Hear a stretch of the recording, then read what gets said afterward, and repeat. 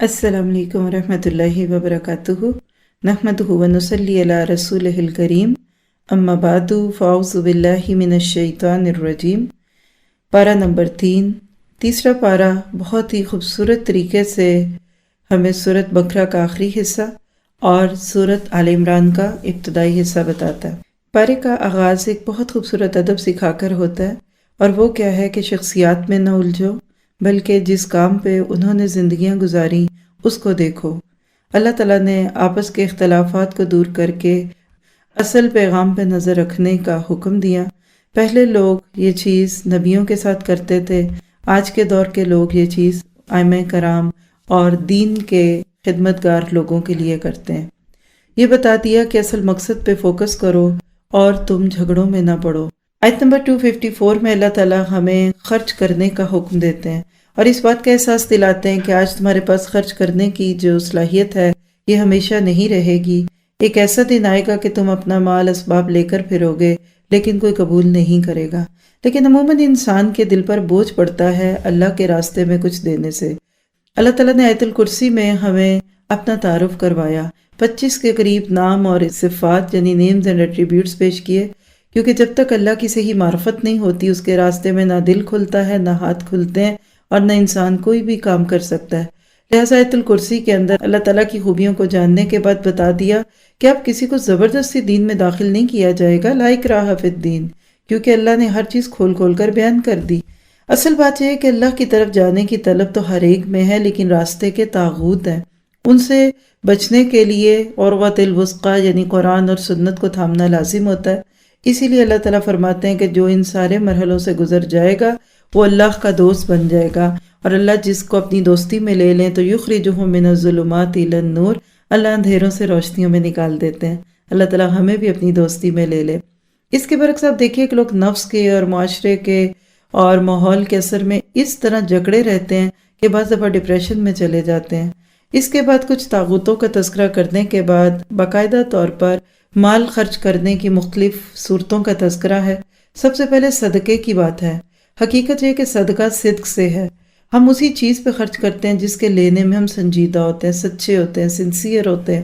ہم لاکھوں کی چیزیں بھی خرید لیتے ہیں کیونکہ ہمیں پتہ ہے کہ اس کی ضرورت بھی ہے اور اس کی ورتھ بھی ہے، لیکن بعض دفعہ اللہ کے راستے میں دینے کے لیے ہاتھ نہیں کھلتے کیونکہ ہم اس کو ایک ایکسٹرا چیز سمجھتے ہیں۔ تو اللہ تعالیٰ نے صدقے کی خوبصورتیاں بیان کی کہ تم زمین کو اگر ایک دانہ دیتے ہو تو وہ 700 دانوں کی صورت میں کم از کم پلٹا دے، تو سوچو کہ مخلوق تمہیں یہ دے رہی ہے تو خالق تمہیں کیا دے گا۔ اس مخلوق کے ہاتھ میں اپنی چیزیں دے دو کہ جو سب کو دینے والا ہے، پھر دیکھو وہ تمہیں دنیا میں کتنا نوازتا ہے اور آخرت میں کتنا نوازتا ہے۔ لیکن بعض لوگ جذبات میں آ کے دیتے ہیں لیکن بعد میں پھر برا مناتے ہیں، باتیں کرتے ہیں، اور جن کو دیا ہوتا ہے ان کو رسوا کرتے ہیں یا ان کا پیچھا کرتے ہیں، ہمارا لگایا ہوا کدھر گیا، کس نے خرچ کیا۔ تو اللہ تعالیٰ کہتے ہیں ان باتوں سے اپنے مال کو ضائع نہ کرو، جیسے غیب پر ایمان لاتے ہوئے اللہ کے لیے عبادت کرتے ہو، اس طرح اللہ کے نام پر کسی کو کچھ دے کر بے نیاز ہو جاؤ۔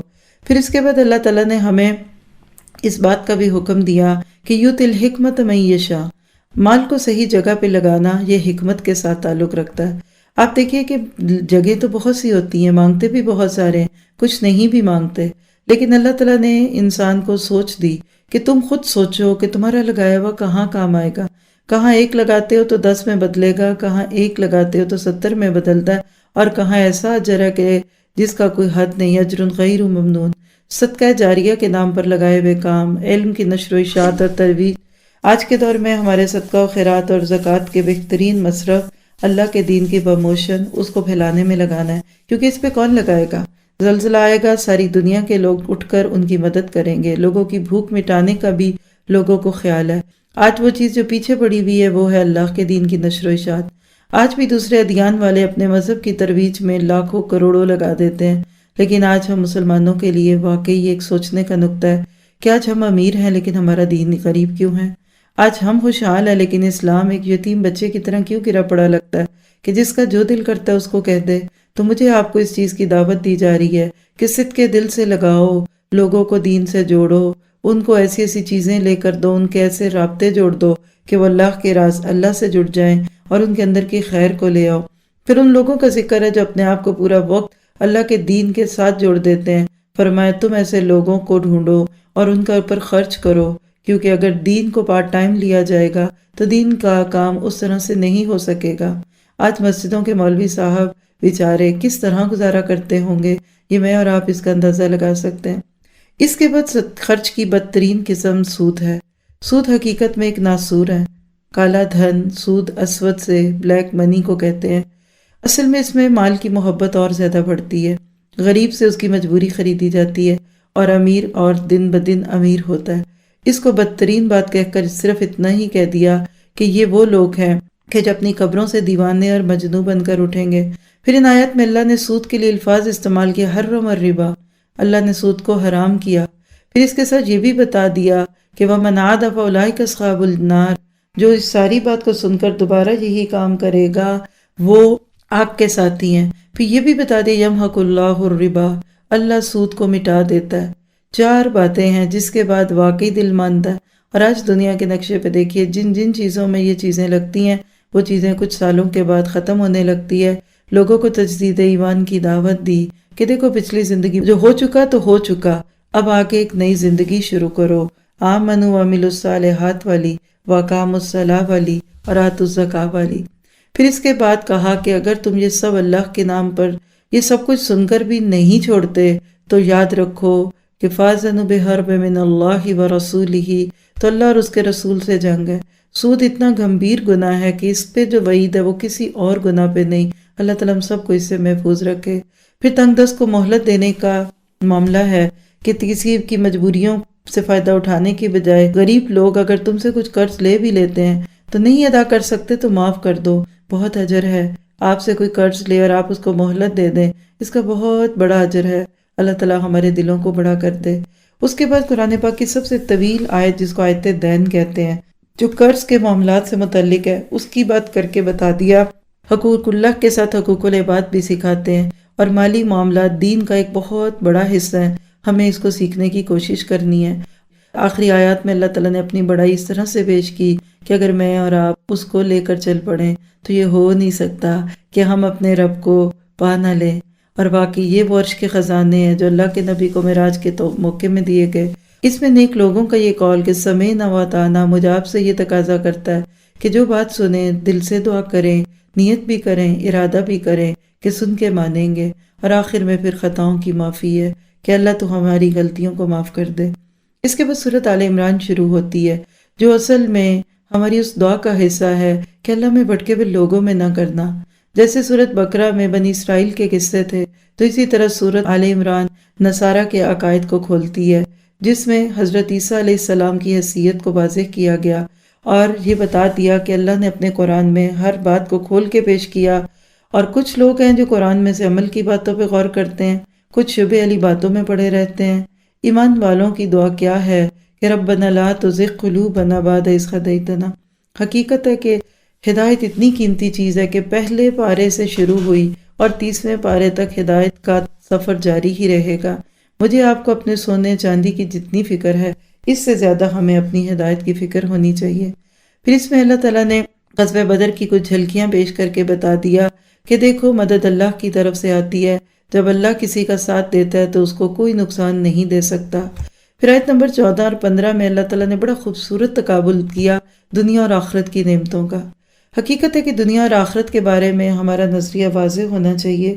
اللہ تعالیٰ نے خود محبت ڈالی، مال کی، اولاد کی، بیویوں کی، سونے چاندی کی، لیکن مطلوب کیا ہے کہ اسی روز و شب میں کھو کے نہ رہ جاؤ کہ تیرے زمان و مکان اور بھی ہیں۔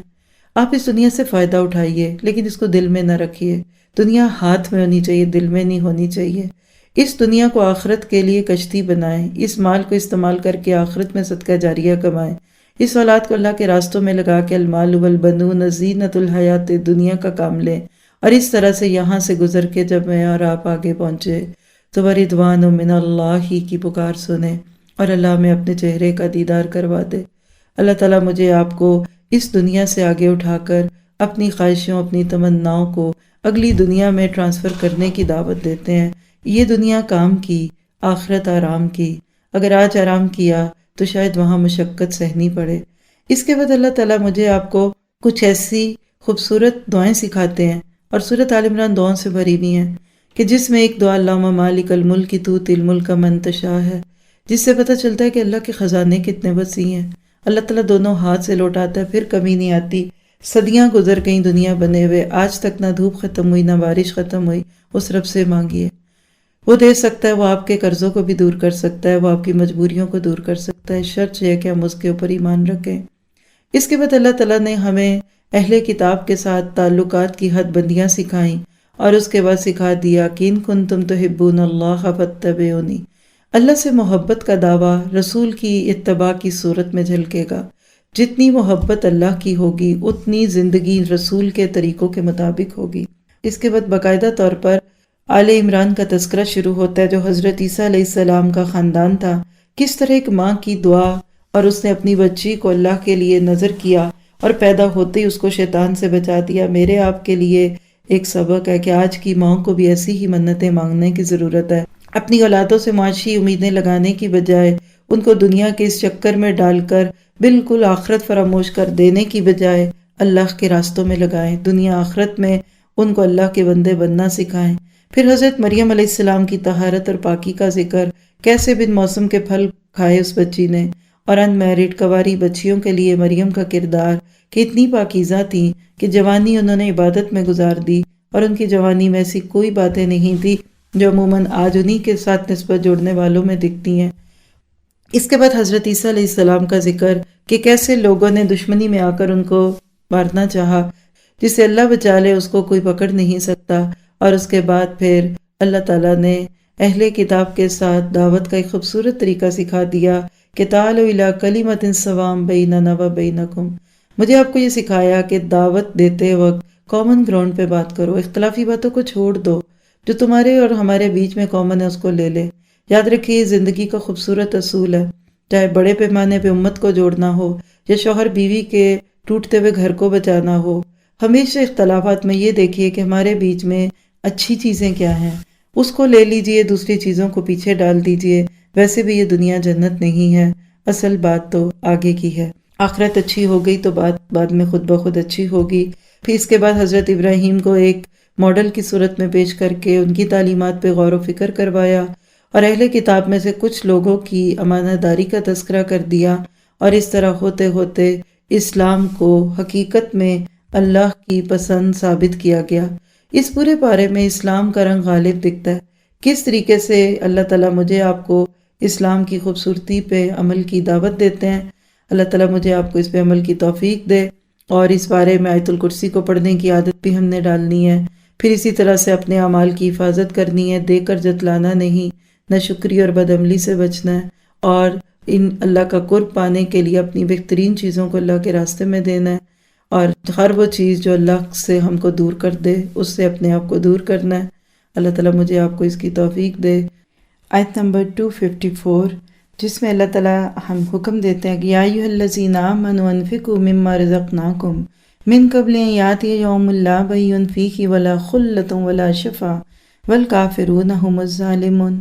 اے لوگو، خرچ کرو اس میں سے جو ہم نے تم کو دیا اس دن کے آنے سے پہلے، جس دن نہ تو کوئی خرید و فروخت ہوگی اور نہ کوئی دوستی ہوگی اور نہ کوئی سفارش ہوگی، اور کافر وہی ظالم ہے۔ تو گویا کہ ٹائم باؤنڈ چیک ہے جو ہم اللہ کے راستے میں دے سکتے ہیں۔ کل وہ وقت نہیں رہے گا جو آج ہے۔ اللہ تعالیٰ ہمیں اللہ کے راستے میں دل کھول کر خرچ کرنے والا بنائے۔ اور پھر ایک آیت جس کو آیت ربا کہتے ہیں، 275، الذین یاکلون الربا لا یقومون الا کما یقوم الذی یتخبطہ الشیطان من المس۔ یہ آیت بھی غور و فکر چاہتی ہے۔